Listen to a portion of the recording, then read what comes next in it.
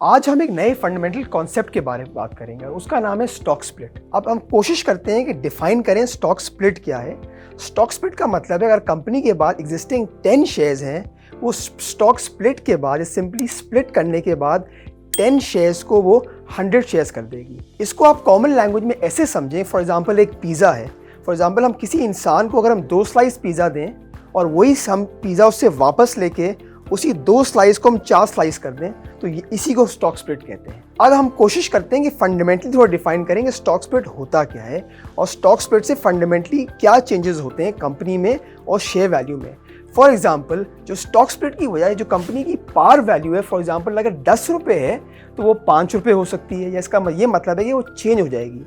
Number 2, जो number of shares हैं वो आपके इंक्रीज हो जाएंगे, बस importantly paid up capital of the company will remain same, and most importantly the wealth of the investor will remain same। और एक और इम्पॉर्टेंट चीज़, सबसे इम्पॉर्टेंट टैक्स इम्प्लीकेशन। जब भी कंपनी स्टॉक स्प्लिट अनाउंस करती है उसमें कोई टैक्स इम्प्लीकेशन नहीं होती। कंपनी के जो शेयर स्प्लिट होने के बाद इन्वेस्टर पे और कंपनी पे कोई टैक्स की इम्प्लीकेशंस नहीं है। नाउ लेट्स डिस्कस कि what are the key advantages of stock split.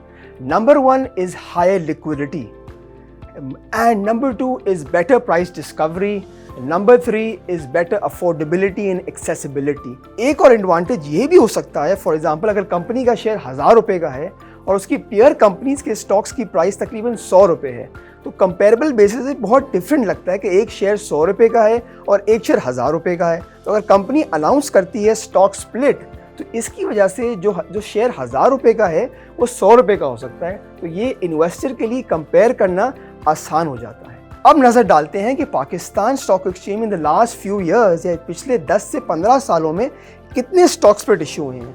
अगर आप देखें, सिर्फ अनफॉर्चुनेटली तकरीबन 650 कंपनी लिस्टेड है पाकिस्तान स्टॉक एक्सचेंज में। इन द लास्ट 15 ईयर्स सिर्फ 5 स्टॉक स्प्लिट इशू हुए हैं। कुछ स्टॉक स्प्लिट 2014 में हुए थे। नंबर 1 आई थिंक हम नेटवर्क का था और नेशनल फूड का था, जो 2014 में हुआ, और उसके बाद फिर एक और स्टॉक स्प्लिट हुआ 2021 में, वो स्पेल का था। और रिसेंटली अभी 2 स्टॉक स्प्लिट इशू हुए हैं, वो लकी और आरएफवी कॉर्पोरेशन के हैं। अब अगला सवाल आता है, यार ओके 2 रिसेंटली स्टॉक स्प्लिट तो इशू हुए हैं, और स्टॉक स्प्लिट इशू हो सकते हैं कि नहीं हो सकते? बिल्कुल हो सकते हैं।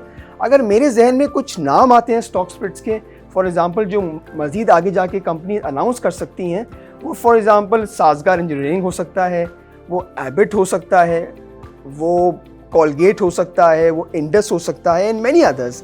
अब मैं क्यों बात कर रहा हूँ कि ये कंपनीज क्यों अनाउंस कर सकती हैं स्टॉक स्प्लिट? बिकॉज ये सारे कंपनीज की जो शेयर प्राइसेस हैं वो तकरीबन 1000 रुपये से ज़्यादा हैं। तो इन्वेस्टर जब एक शेयर 1000 रुपये का देखता है तो उसको समझ आती है यार ये तो बहुत महंगा शेयर है। अगर कंपनी स्टॉक स्प्लिट अनाउंस कर देती हैं तो 1000 रुपये की चीज़ अगर मैं बोलूँ वो 50 रुपये की हो जाए, तो एक रिटेल इन्वेस्टर के लिए स्पेशली ये और अट्रैक्टिव हो सकती है और बेटर प्राइस डिस्कवरी भी हो सकती है।